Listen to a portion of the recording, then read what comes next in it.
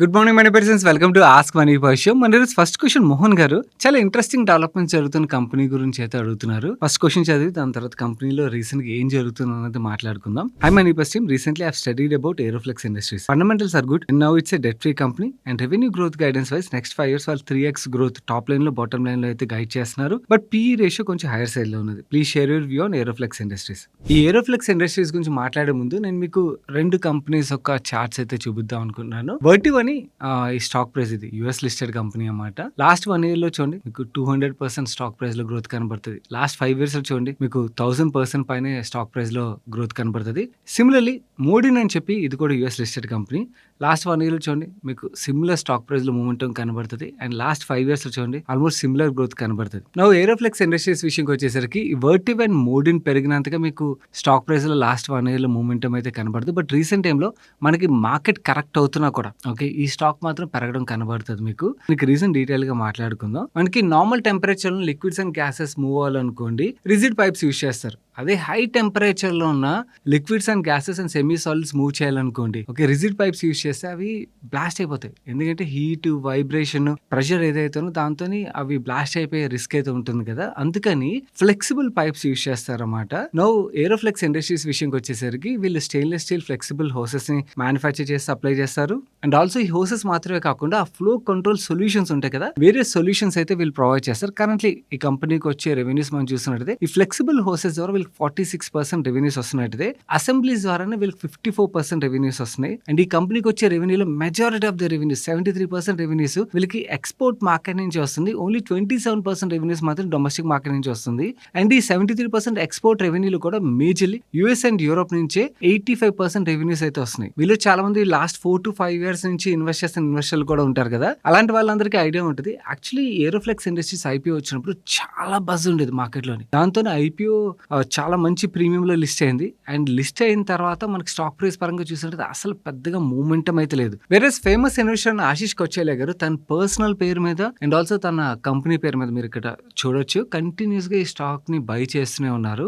నువ్వు ఈ స్టాక్ పరంగా ఇన్నాళ్ళ పాటు గ్రోత్ లేనిది వేరే లాస్ట్ 6 months లోని మనకి స్టాక్ లో ఒక్కసారి కంటిన్యూస్ గా పెరగడం మనం చూసినట్టయితే మార్కెట్ పడుతున్నా కూడా ఓకే సేమ్ టైంలో మనకి మార్కెట్ బాగా పడుతుంది. Mid and small cap stocks విపరీతంగా పడుతున్నాయి. అలాంటి టైంలోని మార్కెట్ ట్రెండ్ కి రివర్స్ లో స్టాక్ పెరగడానికి కారణం ఏంటంటే డేటా సెంటర్స్ లో మనకు తెలుసు హీట్ అనేది ఎక్కువ జనరేట్ అవుతుంది. అందు గురించి అని చెప్పి అక్కడ కూలింగ్ సొల్యూషన్స్ అయితే వాడతారు. ట్రెడిషనల్లీ ఎయిర్ కూలింగ్ సిస్టమ్స్ అయితే వాడేవారు.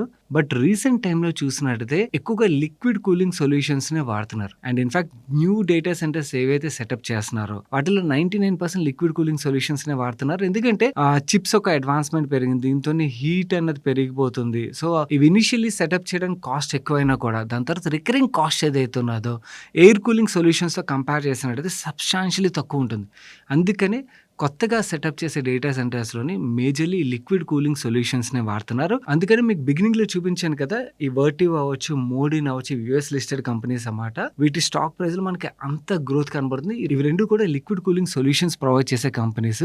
ఈ ఏరోఫ్లెక్స్ ఇండస్ట్రీస్ ఈ ఎంటైర్ గేమ్లోనే ఎక్కడ ప్లే చేస్తుంది అంటే ఈ వర్టివ్ ఏదైతే ఉన్నదో ఈ వర్టివ్కి ఏరోఫ్లెక్స్ ఇండస్ట్రీస్ ప్రొడక్ట్స్ అయితే సప్లై చేస్తుంది అన్నమాట. ఈ వర్టివ్ ఆఫర్ చేసే లిక్విడ్ కూలింగ్ సొల్యూషన్స్ లోని ఈ ఏరోఫ్లెక్స్ ఇండస్ట్రీస్ సప్లై చేసే ప్రొడక్ట్స్ ఎక్కడ యూజ్ అవుతాయంటే మీకు లిక్విడ్ కూలింగ్ సొల్యూషన్ ఒక ఇమేజ్ ఇక్కడ స్క్రీన్ మీద చూపిస్తాను. ఇందులోని సెకండరీ ఫ్లూయిడ్ నెట్వర్క్ ఏదైతే ఉన్నదో టీమ్ ఇక్కడ మీకు హైలైట్ చేయడానికి ప్రయత్నిస్తారు. ఆ సెకండరీ ఫ్లూయిడ్ నెట్వర్క్ లోని stainless steel tubes and hoses ఏవైతే ఉన్నాయో అవన్నీ కూడా ఏరోఫ్లెక్స్ ఇండస్ట్రీస్ అయితే సప్లై చేస్తుంది అన్నమాట. డేటా సెంటర్స్ రిలేటెడ్ గా గ్లోబలీ మనకు తెలుసు డేటా సెంటర్ కెపాసిటీస్ అయితే సబ్స్టాన్షియలీ ఇంక్రీజ్ అవున్నాయి. ఇండియాలో కూడా రీసెంట్ గా బడ్జెట్ లో మన government of India tax holiday ఏదైతే అనౌన్స్ చేశారో ఆ లాంగ్ టర్మ్ ట్యాక్స్ హాలిడే వల్ల చాలా న్యూ డేటా సెంటర్స్ అయితే రానున్నాయి. ఆ న్యూ డేటా సెంటర్స్ లో major liquid cooling solutions use చేయనున్నారు. కాబట్టి ఇలాంటి కంపెనీస్ అన్నిటికీ కూడా డిమాండ్ అయితే సబ్స్టాన్షియలీ గ్రో అవుతుంది. అందుకనే మనకి స్టాక్ పరంగా మంచి గ్రోత్ అయితే కనబడుతుంది. ఇది వన్ పార్ట్. గ్రోత్ ఆపర్చునిటీ ఉన్నది. బట్ నిజంగా ఈ కంపెనీ ఆ గ్రోత్ ఆపర్చునిటీ ఎన్కాష్ చేసుకునే పాసిబిలిటీ ఉన్నదా? అండ్ ఆర్డర్స్ వచ్చేస్తే సరిపోతుందా? సప్లై చేయడానికి వీళ్ళ దగ్గర కెపాసిటీ కెపాసిటీస్ ఉండాలి కదా! వీళ్ళు దానికి ఆల్రెడీ రెడీగా ఉన్నారా? లేకపోతే ఇప్పుడు కెపాసిటీస్ యాడ్ చేయడం స్టార్ట్ చేసినట్టయితే ఇంకొక 5 ఇయర్స్ తర్వాత 4 ఇయర్స్ తర్వాత కెపాసిటీస్ యాడ్ అయ్యాయనుకోండి. దెన్ మనకి ఏంటంటే బజ్ పరంగా స్టాక్ పెరుగుతాయి కానీ దాని తర్వాత పడిపోతది కదా! కెపాసిటీస్ పరంగా మనం మాట్లాడుకోవాలంటే ఈ లిక్విడ్ కూలింగ్ స్కిడ్ అసెంబ్లీస్ ఏవైతే ఉన్నాయో కరెంట్‌లీ వీళ్ళ దగ్గర 2000 యూనిట్స్ మ్యానుఫ్యాక్చర్ చేసే కెపాసిటీ ఉన్నట్టయితే దాన్ని 15,000 యూనిట్స్‌కి అయితే ఇంక్రీజ్ చేయనున్నారు. అండ్ ఈ న్యూ కెపాసిటీ Q1 FY27 కల్లా లైవ్ అవుతుందని అయితే చెప్తున్నారు. అండ్ వీళ్ళు సప్లై చేసి లిక్విడ్ కూలింగ్ స్కిడ్ అసెంబ్లీ ఏదైతే ఉన్నదో ఈచ్ యూనిట్ 3 lakhs అయితే యావరేజ్ గా కాస్ట్ అయితే ఉంటుంది. నా 15,000 ఇంటూ 3 lakhs చేసాం అనుకోండి మనకి 450 crores revenue potential, peak revenue potential అయితే కనబడుతుంది. 100% కెపాసిటీతో రన్ అవ్వు కాబట్టి మేనేజ్మెంట్ కూడా ఏం గైడ్ చేస్తున్నారంటే 300 నుంచి 350 crores అయితే ఈ సెగ్మెంట్ నుంచి ఫ్యూచర్ లో రెవెన్యూ జనరేట్ అయ్యే పాసిబిలిటీ ఉన్నదని చెప్తున్నారు. అండ్ వీళ్ళు కరెంట్ రెవెన్యూస్ మీరు ఇక్కడ స్క్రీన్ మీద చూడొచ్చు. ఎంటైర్ కంపెనీ జనరేట్ చేసే రెవెన్యూ ఇది. వెరస్ ఓన్లీ ఈ ఒక్క ప్రొడక్ట్ ద్వారానే ఆల్మోస్ట్ ఈక్వలెంట్ రెవెన్యూస్ అయితే నెక్స్ట్ 4 to 5 years లో వీళ్ళు జనరేట్ చేయగలిగే పొటెన్షియల్ అయితే యాడ్ అవుతుంది అన్నమాట. ఇది మాత్రమే కాకుండా వీళ్ళు ఇంకా వేరియస్ అదర్ ప్రొడక్ట్స్ రిలేటెడ్ గా కెపాసిటీస్ కూడా యాడ్ చేసుకుంటూ వెళ్తున్నారు. మినియేచర్ మెటల్ బేలోస్ అని చెప్పి వీళ్ళు కొత్తగా యాడ్ చేసిన ప్రొడక్ట్ ఇది. ఇదేంటంటే అగైన్ ఆ ఫ్లూయిడ్ మనకి మూవ్ అయ్యేటప్పుడు వైబ్రేషన్ ఏదైతే జనరేట్ అవుతుందో ఆ వైబ్రేషన్ కంట్రోల్ చేయడానికి అయితే యూస్ చేస్తారు. ఈ ప్రొడక్ట్ ని మీకు ఇక్కడ స్క్రీన్ మీద కూడా చూపిస్తారు. దీని కెపాసిటీ వీళ్ళు 60,000 యూనిట్స్ కెపాసిటీ అయితే యాడ్ చేస్తున్నట్టుగా చెప్తున్నారు. ఇది కూడా Q1 FY27 కల్లా లైవ్ అవుతుందని అయితే మేనేజ్మెంట్ చెప్తున్నారు. అండ్ వీళ్ళు ఎగ్జిస్టింగ్ ప్రొడక్ట్స్ ఏవైతే ఉన్నాయో వాటి యొక్క కెపాసిటీస్ కూడా యాడ్ చేసుకుంటూ వెళ్తున్నారు. అండ్ ఇది మాత్రమే కాకుండా 2024 లో వీళ్ళు హైడేర్ అని చెప్పి పూణే బేస్డ్ కంపెనీని అక్వైర్ చేశారు. అది చాలా ఓల్డ్ కంపెనీ. ఆ కంపెనీని అక్వైర్ చేయడం ద్వారా జర్మన్ టెక్నాలజీని యూస్ చేసుకుని hydraulic fittings and fluid connectors and valves ఒక కెపాసిటీ కూడా వీళ్ళకి యాడ్ అయింది. ఆ క్యాపబిలిటీ యాడ్ అవడంతో బేసికలీ ఆ కంపెనీ రైల్వేకి, డిఫెన్స్ కి ఇక్కడ స్క్రీన్ మీద చూపిస్తాను చూడండి, ఇండస్ట్రీస్ అన్నిటికీ ప్రొడక్ట్ సప్లై చేసేది. నో ఈ న్యూ ఇండస్ట్రీస్ కూడా వీళ్ళు ప్రొడక్ట్ సప్లై చేసే మార్కెట్ ఆపర్చునిటీ అయితే ఓపెన్ అయింది అనమాట. సో ఓవరాల్ గా ఈ న్యూ ఎక్విజిషన్ అండ్ వీళ్ళు కెపాసిటీస్ ఏవైతే యాడ్ చేస్తారో దీంతో మేనేజ్మెంట్ FY29 కల్లా 1000 crores టాప్ లైన్ అయితే చేస్తామని చెప్తున్నారు. నువ్వు ప్రెసెంట్ మార్కెట్ క్యాప్ చూసినట్టయితే 3000 crores మార్కెట్ క్యాప్ అయితే స్టాక్ ట్రేడ్ అవుతుంది. సో ప్రెసెంట్ మార్కెట్ క్యాప్ ఆధారంగా చూసినట్టయితే FY29 మల్టిపుల్స్ మనం చూసాం అనుకోండి 250 crores వీళ్ళు జనరేట్ చేయగలిగినట్టయితే EBITDA 12 times EV EBITDA multiple అయితే ట్రేడ్ అవుతుంది. అండ్ 200 crores జనరేట్ చేశారనుకోండి, కన్సర్వేటివ్ గా తీసుకుంటే 200 crores జనరేట్ చేశారనుకోండి 15 times FY29 EV EBITDA multiple అయితే కంపెనీ కరెంట్లీ ట్రేడ్ అవుతున్నది. నౌ ఈ డేటా సెంటర్ రిలేటెడ్ గా మనకి ఇండియా నుంచి చాలా లిమిటెడ్ స్టాక్స్ లో మనకు ఆపర్చునిటీ అయితే కనబడుతుంది. అందులో this is one of the opportunity అనమాట. అందుకని మనకి స్టాక్ ప్రైస్ లో పాజిటివ్ మూమెంటం అయితే కనబడుతుంది. నెక్స్ట్ మీరు పంపించిన క్వశ్చన్ కి ఆన్సర్ చేసే ముందు ఒక ఇంపార్టెంట్ పాయింట్ అయితే మాట్లాడదాం అనుకున్నాను. వెల్త్ రిలేటెడ్ గా నాకు ఎక్కడెక్కడైతే ఆపర్చునిటీ కనబడుతుందో మీకు కూడా షేర్ చేస్తుంటాను. సో దట్ మన వాళ్ళందరూ కూడా బెనిఫిట్ అవుతారు కదా అని చెప్పి. హెల్త్ పరంగా నేను చాలా రేర్ గా మాట్లాడతాను. ఎందుకంటే I'm not that fit. So health పరంగా మాట్లాడడానికి ఐ నో. సో కానీ నాకు ఎక్కడైతే నాకు పర్సనల్ ఇంప్రూవ్మెంట్ కనబడుతుంది అది మాట్లాడితే కొంతమందిని, ఎక్కువ మందిని అవ్వకపోవచ్చు, కొంతమందినైనా మోటివేట్ చేసినట్టు అవుతుందేమో అని చెప్పి ఈ పాయింట్ అయితే మాట్లాడుతున్నాను. నా పర్సనల్ ఇన్స్టా ఫాలో అయ్యే మన వాళ్ళందరికీ ఐడియా ఉంటుంది. I love running and last 2-3 yearsగా ఏదైతే రన్నింగ్ రిలేటెడ్ నేను యాక్టివిటీస్లో పార్టిసిపేట్ చేస్తున్నాను. దాంతో ఎస్పెషల్లీ లాస్ట్ 6 monthsలో మాట్లాడుకోవాలంటే నా హెల్త్ పరంగా చాలా మంచి ఇంప్రూవ్మెంట్ అయితే కనబడుతుంది. VO2 max యాక్చువల్లీ వర్స్ట్ స్టేజ్లో ఉండేది. Now it has come to a better stage అనలేను కానీ నెంబర్స్లో ఇంప్రూవ్మెంట్ అయితే కనబడుతుంది. ఓకే, ఎండ్యూరెన్స్ స్కోర్లో ఇంప్రూవ్మెంట్ కనబడుతుంది. ఇలా వేరియస్ పారామీటర్స్లో అయితే ఇంప్రూవ్మెంట్ కనబడుతుంది అనమాట. జస్ట్ వెయిట్ రిడక్షన్ మాత్రమే కాదు. ఓకే, ఈ running and running related activities ఏవైతే దానివల్ల ఓవరాల్గా హెల్త్ పరంగా వేరియస్ పారామీటర్స్లో అయితే నాకు క్లియర్లీ ఇంప్రూవ్మెంట్ అయితే కనబడుతుంది. సో ఎవరైనా ఆల్రెడీ రెగ్యులర్గా ఫిట్నెస్ రిలేటెడ్ యాక్టివిటీస్ చేస్తున్న వాళ్ళు ఉంటే వాళ్ళు ఫైన్. బట్ ఎవరైనా కూడా చేయకుండా ఉన్నట్టయితే there is some sport which we can take it up. And ఆ స్పోర్ట్ తీసుకోవడం వల్ల వచ్చే అడ్వాంటేజ్ ఏంటంటే ఆ ప్రాసెస్లోని దాని రిలేటెడ్గా మనం ప్రిపేర్ అయ్యే ప్రాసెస్లోని హెల్త్ రిలేటెడ్గా వేరియస్ పారామీటర్స్ అయితే ఇంప్రూవ్మెంట్ కనబడుతుంది. సో ఈసారి మనకి మ్యారథాన్స్ అంటే చాలా ఈవెంట్స్ అవుతాయి, కొన్ని కమర్షియల్ ఈవెంట్స్ కూడా ఉంటాయి. బట్ కొన్ని ఫేమస్ మ్యారథాన్స్ మనకి మన తెలుగు స్టేట్స్లో అయితే కండక్ట్ అవుతుంటాయి అన్నమాట. అలాంటిది ఒకటి హైదరాబాద్ మ్యారథాన్ ఏదైతే ఉన్నదో వన్స్ ఇన్ ఇయర్ కండక్ట్ చేస్తారు. ఇది ఆ మ్యారథాన్ ఈ సంవత్సరం August 30th రోజున కండక్ట్ చేస్తున్నారు. ఓకే, ఎవరైనా కూడా అంటే రన్నింగ్ ని టేకప్ చేయాలి, హెల్త్ పరంగా ఇంప్రూవ్ చేసుకోవాలని ఆలోచిస్తున్నట్టయితే కొంతమందికి మైండ్ లో ఉంటుంది రన్నింగ్ కి డబ్బులు కట్టి ఎందుకు పరిగెత్తాలి, ఫ్రీగా పరిగెత్తచ్చు కదా అని చెప్పి. ఎస్, అబ్సల్యూట్లీ ఫైన్, ఫ్రీగా పరిగెత్తచ్చు. కాకపోతే ఈవెంట్ లో రిజిస్టర్ చేసుకోవడం వల్ల వచ్చే అడ్వాంటేజ్ ఏముంటుందంటే ఆ ఈవెంట్ ఉన్నదని చెప్పి మనం ప్రాక్టీస్ చేస్తాం. సో ఈవెంట్ డే కన్నా కూడా ఆ ప్రాక్టీస్ పార్ట్ ఏదైతే ఉన్నదో that is where we get lot of improvement అన్నమాట హెల్త్ పరంగా. సో ఆ ఈవెంట్ కి రిజిస్టర్ చేసుకుంటే ఏమవుతుందంటే ఒకసారి ఆ ఈవెంట్ లో పార్టిసిపేట్ చేసిన మనకు అర్థమవుతుంది. ఓకే, మనం అనుకుంటాం మనం చాలా ఫిట్ గా ఉన్నాం అని చెప్పి, కానీ మన పక్కన మనకన్నా 20-30 సంవత్సరాలు ఏజ్ పీపుల్ మనకన్నా ఫాస్ట్ పరిగెత్తుకుని వెళ్ళిపోతుంటారు. ఓకే, మనం ఏమో కష్టపడుతుంటాం, చెమటలు పట్టేసి ఇబ్బంది పడుతుంటాం. వేరే వాళ్ళు చాలా కంఫర్టబుల్ గా ఈజీగా పరిగెత్తేసి వెళ్ళిపోతుంటారు. బట్ వాళ్ళని చూడగానే అనిపిస్తుంది ఓకే నేను నేను ఇంకా నా ఫిట్‌నెస్ లెవెల్ చాలా ఇంప్రూవ్ చేసుకోవాలని చెప్పి. సో, ఆ మోటివేషన్‌కి ఇవన్నిటికి కూడా ఉపయోగపడుతదనమాట. సో, ఎన్ఎండీసీ మ్యారథాన్ రిజిస్ట్రేషన్స్ అయితే కరెంట్‌లీ ఓపెన్ అయ్యాయి. నాకు వాళ్ళకి అసలు ఎటువంటి సంబంధం లేదు. నేను ఈవెన్ ఈవెంట్‌లో పార్టిసిపేట్ చేస్తున్నానని కూడా ఆర్గనైజింగ్ టీమ్ ఎవరైతే ఉంటారో వాళ్ళకి ఐడియా కూడా ఉండుండకపోవచ్చు. వాళ్ళెవరో నాకు తెలియని కూడా తెలీదు. But okay. చెప్తే మన వాళ్ళకి ఎంతో కొంత హెల్ప్‌ఫుల్ అవుతది కదా అని అయితే చెప్తున్నాను. ఎందుకంటే this is a massive event అనమాట. అలాంటి ఈవెంట్‌లో పార్టిసిపేట్ చేసే ఒక మోటివేషన్ అనేది యాడ్ అవుతది. సో, ఎవరైనా కూడా రిజిస్టర్ చేయాలనుకున్నట్టయితే ఒకసారి చెక్ చేయండి. ఈరోజు ఈ night even early bird offer కూడా క్లోజ్ అవుతుందని అయితే నేను చూసాను రిజిస్టర్ చేసేటప్పుడు. ఎవరికైనా ఇంట్రెస్ట్ ఉన్నట్టయితే this is one marathon. Actually ఎవరైనా ఇనిషియల్‌గా ట్రై చేద్దాం అనుకున్నట్టయితే మాత్రం it is worth trying with this marathon. So that మన చుట్టూ చాలా మంది అయితే పార్టిసిపేట్ చేస్తారు. వేరియస్ స్టేట్స్ నుంచి, వేరియస్ కంట్రీస్ నుంచి పార్టిసిపేట్ చేస్తారు. వాళ్ళ ఎనర్జీ ఆ రోజు ఎంటైర్ ఏదైతే వైబ్ ఉంటదో నెక్స్ట్ లెవెల్ ఉంటదన్నమాట. ఓకే. మీ కెపాసిటీ బట్టి మీరు రిజిస్టర్ చేసుకోవడానికి ప్రయత్నించండి. మీ కెపాసిటీకి యాక్చువల్లీ ఇంకొంచెం నెక్స్ట్ లెవెల్ రిజిస్టర్ చేసుకోవడానికి ప్రయత్నించండి. సో దట్ ఇంకా టైం ఉన్నది కాబట్టి దానికి ప్రాక్టీస్ చేశారనుకోండి హెల్త్ పరంగా కూడా మంచి ఇంప్రూవ్‌మెంట్ చూసే ఆస్కారం అయితే ఉంటది. So this is what I want to convey. Try. మన నెక్స్ట్ క్వెషన్ వైష్ణవి గారు అడుగుతున్నారు. Hi Sagar, I have started investing in SIP mode with 3,000 rupees in HDFC pharma fund from last 8 months. My view is for long term like 10 years because you said thematic funds లోని we should hold at least 7 years అని చెప్తారు కదా. Will it deliver good returns over a long term? Please pick my question. Vaishnavi గారు రాయడం మాత్రమే కాదు, 10 years hold చేయగలగాలి. ఒకవేళ నిజంగానే మీరు హోల్డ్ చేయగలిగినట్టయితే health care is one thing. Definitely we will make very good money అండి. And in fact HDFC pharma fund ఏదైతే ఉన్నదో this is part of pharma funds ఏవైతే నేను సెలెక్ట్ చేశాను. నేను వీడియో చూసారా? యాక్చువల్లీ చాలా మంది small cap funds related video అడిగారు కదా. ఓన్లీ స్మాల్ క్యాపే ఎందుకు, మనకి డిఫరెంట్ టైప్ ఆఫ్ ఇన్వెస్టర్స్ ఉంటారు కదా. Conservative, moderate and aggressive risk update ఉన్న ఇన్వెస్టర్స్ ఉంటారు కదా. ఈచ్ రిస్క్ అప్డేట్ ఉన్న ఇన్వెస్టర్ కి కరెంట్ మార్కెట్ థీమ్ లో ఎలాంటి ఫండ్స్ సెలెక్ట్ చేసుకుంటే బెటర్ అండ్ ఎంత ఎలొకేషన్ ఇస్తే బెటర్. మనకి ఓన్లీ స్మాల్ క్యాప్ ఫండ్స్ మీద నేను వీడియో చేశాను అనుకోండి, జస్ట్ మీకు స్మాల్ క్యాప్ రిలేటెడ్ గానే ఐడియా వస్తుంది. బట్ ఓవరాల్ గా పోర్ట్ఫోలియో క్రియేషన్ రిలేటెడ్ ఐడియా రాదు కదా అని చెప్పి బియాండ్ స్మాల్ క్యాప్ మీకు ఒక వీడియోని అయితే తీసుకోవడానికి ప్రయత్నించాను. ఆ వీడియో చూస్తే మీకు అందులో వేరియస్ ఫండ్స్ గురించి అయితే మాట్లాడాం. అందులో చాలా కొత్త ఫండ్స్ కూడా దొరికాయి మార్కెట్లోని.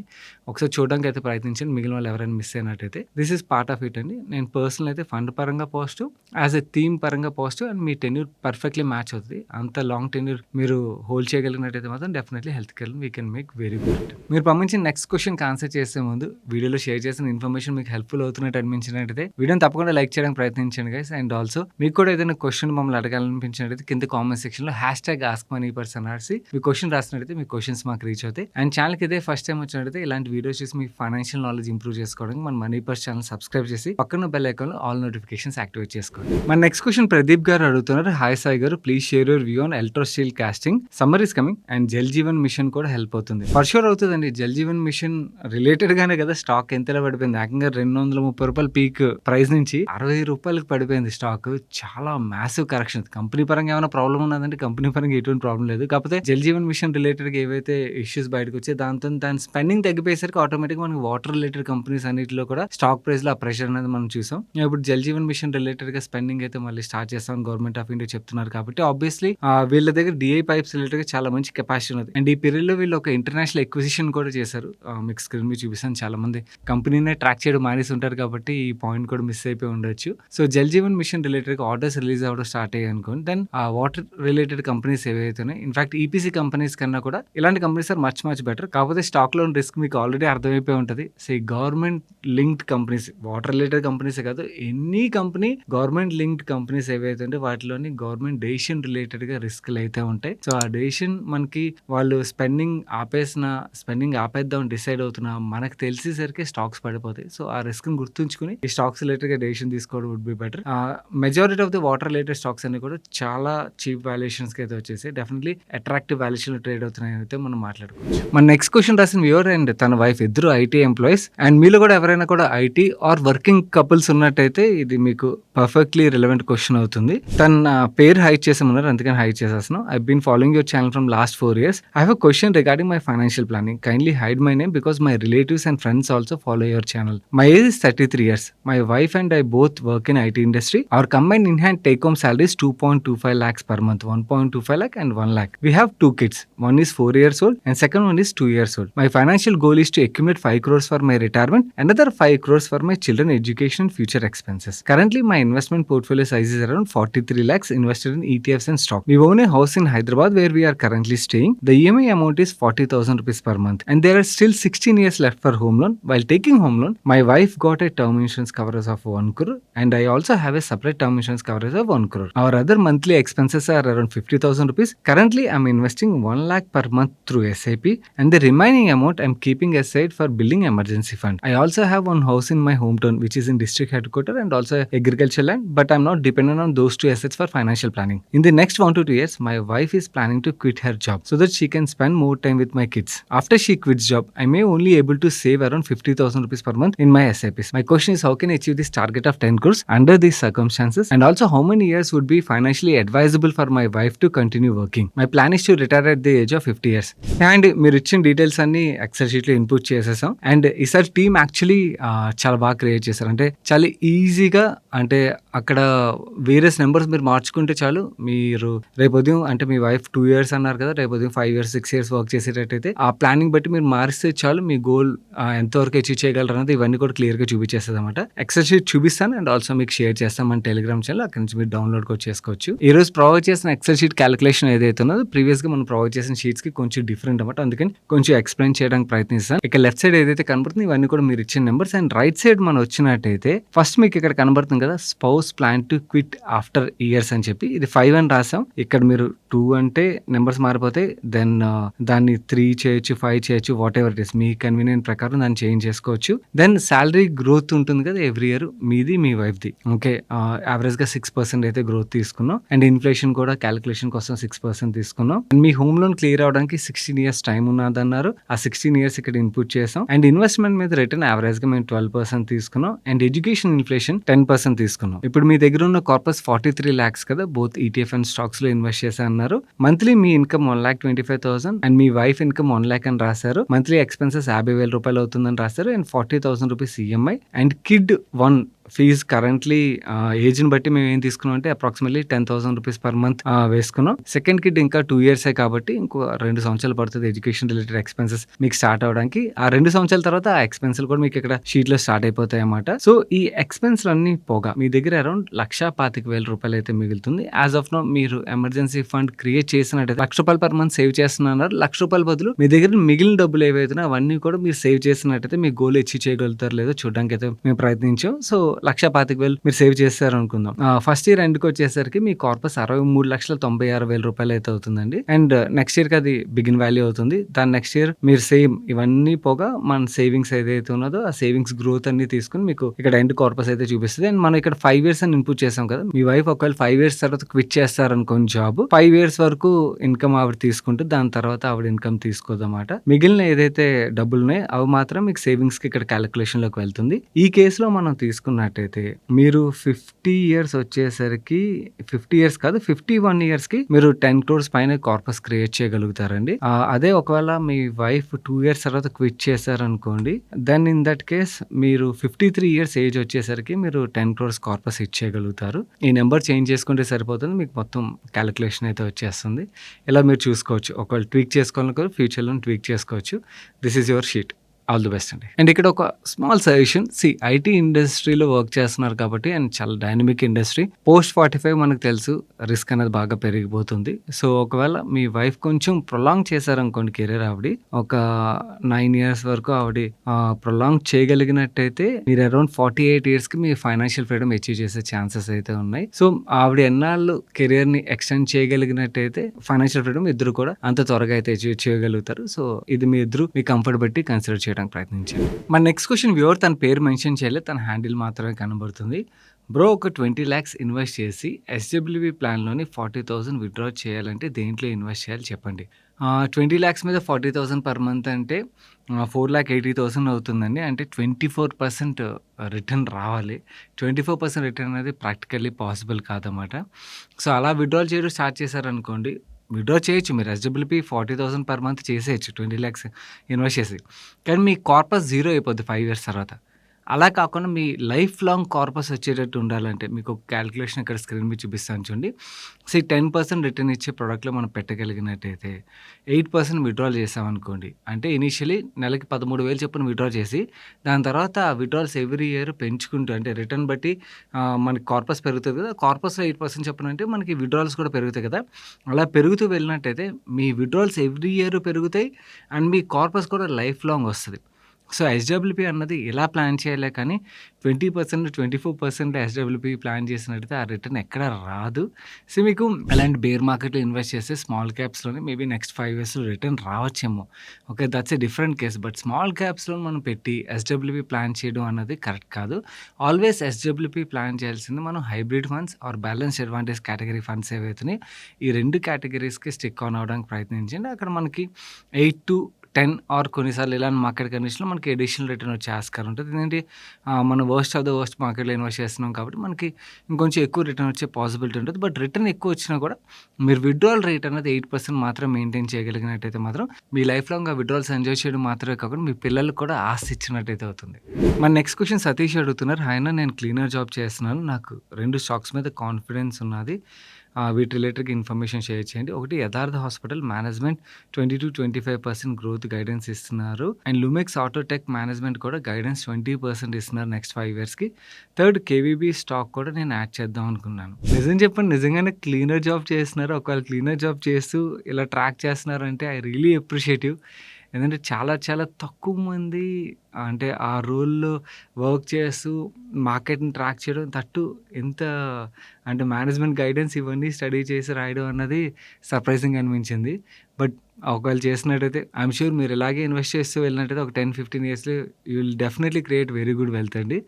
నౌ ఈ స్టాక్స్‌లో ఫస్ట్ యథార్థ హాస్పిటల్ పరంగా మాట్లాడుకోవాలంటే బిజినెస్ పరంగా మంచి గ్రోత్ కనబడుతుంది. మేనేజ్మెంట్ గైడెన్స్ బాగున్నది. అండ్ స్టాక్ కూడా యాక్చువల్లీ బాగానే పెరిగినా కూడా స్టిల్ మంచి వాల్యుయేషన్‌లోనే ట్రేడ్ అవుతున్నది. అండ్ ఒకవేళ యథార్థ హాస్పిటల్ మీరు స్టడీ చేస్తున్నట్టయితే ఈ హాస్పిటల్ స్టాక్స్‌ని కూడా స్టడీ చేయడానికి ప్రయత్నించండి. Health care global, rainbow children hospital ఉన్నది కదా అది. అండ్ ఇంద్రప్రస్థ అయితే చాలా చాలా చీప్ వాల్యుయేషన్‌లో అయితే ట్రేడ్ అవుతున్నది. వీటిని కూడా ఒకసారి స్టడీ చేయడానికి అయితే ప్రయత్నించండి. డెఫినెట్‌లీ కరెక్షన్‌లో హాస్పిటల్ స్టాక్స్ ఎలాంటివంటే ఎవర్ గ్రీన్ స్టాక్స్ అవి.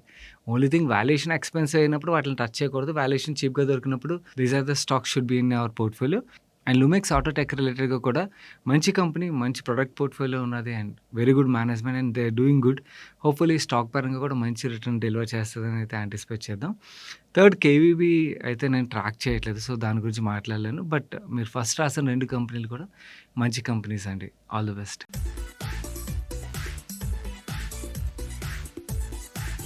ఈరోజు సండే ఫండే సజెషన్ విషయానికి వచ్చేసరికి ఒక సాలిడ్ మూవీ అయితే చూసాను. చాలా రోజుల తర్వాత ఒక సూపర్ మూవీ చూసాను ఫీలింగ్ అయితే నాకు వచ్చింది. నెట్‌ఫ్లిక్స్‌లోని వార్ మిషన్ అని చెప్పి ఒక మూవీ అయితే స్ట్రీమ్ అవుతున్నది. Fantastic movie. ఓకే.